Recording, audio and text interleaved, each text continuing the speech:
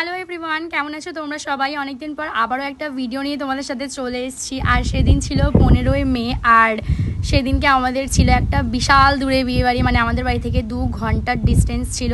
তাই আমি দুপুর 3টের সময় রেডি হতে বসেছিলাম, আর 3:45টার সময় আমি পুরো ফুল রেডি হয়ে গিয়েছিলাম। আর তারপর একজন তো আসতে মানে প্রচুর দেরি করছিল, তাই আমি তারপর প্রচণ্ড রেগে গিয়েছিলাম। আর রেগে গিয়ে সারাটা রাস্তা আমি তার সাথে না কথা বলেই এইভাবে হাসতে হাসতে খিলখিল করতে করতে চলে গিয়েছিলাম। আর তারপর ভাবলাম এতটা রাস্তা একসাথে যাচ্ছি, কথা বলবো না, বেকার ঝামেলা করে কি হবে। আসলে বুঝতেই পারছো আমি তো খুব ভালো মেয়ে, তাই আর তার সাথে ঝামেলাটা মিটিয়ে নিয়েছিলাম কিছুক্ষণের মধ্যেই। আর তারপর আমরা দাঁড়িয়েছিলাম একটা জায়গাতে, কারণ অনেকক্ষণ একইভাবে বসে থাকতে তো আমার একদমই ভালো লাগে না। তাই আমি বলেছিলাম 2 মিনিট দাঁড়াও, তারপর আমি আবার যাবো। এরই মধ্যে 2বার চাও ও আমাকে খাইয়েছে, কিন্তু রাগারাগির জন্য আর ভিডিও নেওয়া হয়। আর এইদিকে বিয়েবাড়ি যাওয়ার আধ ঘন্টা আগে থেকেই আকাশটা ভীষণ রকম চমকাতে শুরু করে, বিদ্যুৎ চমকাতে শুরু করছে, দেখতেই পাচ্ছ তোমরা ভিডিওতে।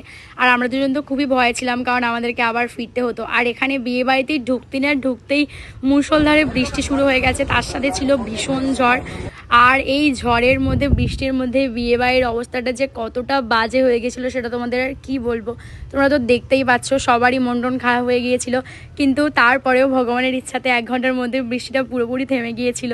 আর এখানে তোমাদেরকে একটু ব্রাইড আর গ্রুমকে দেখিয়ে দিলাম। আর আমি বিয়েবাড়ি গিয়েছিলাম দীপুর একটা অফিস কলিগের বিয়েতে। আর এখানে আমি যে শাড়িটা পরেছি সেই শাড়িটা পরে আমাকে কেমন লাগছে তোমরা অবশ্যই জানিও, আমার তো বেশ ভালো লাগছিলো।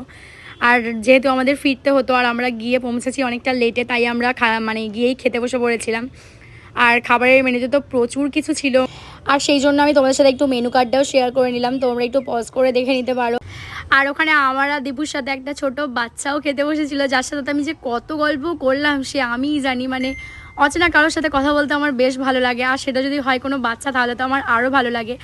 আর সেদিন খাবার দাবারে ছিল মাটন, চিংড়ি, তার সাথে ছিল পনির, মানে সব রকমই ছিল, তাই আমার তো বেশ ভালো লেগেছে। আর খুব সুন্দর খাওয়া দাওয়া করার পর দিবু এখানে একটা আইসক্রিম খেয়ে নিল।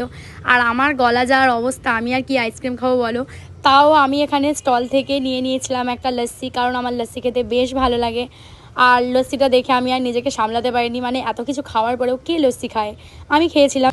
আর তারপরেই তো আমি যেহেতু পার্সোনাল ফটোগ্রাফারকে সাথে করে নিয়ে গেছিলাম, তাই আমি 500টা ছবি তুলেছিলাম। আর তারপরেই আমরা চলে এসেছিলাম বাড়িতে। যাই হোক, তোমাদের এই আমাদের দূরের বিয়েবাড়ির ব্লগটা কেমন লেগেছে অবশ্যই জানিও, আর আমাকে কেমন লাগছে সেটাও জানিও। আর ভিডিওটা ভালো লাগলে লাইক করতে একদম ভুলো না। তোমাদের সাথে দেখা হবে অন্য কোনো একটা ভিডিওতে, ততক্ষণ তোমরা খুব ভালো থেকো, বাই।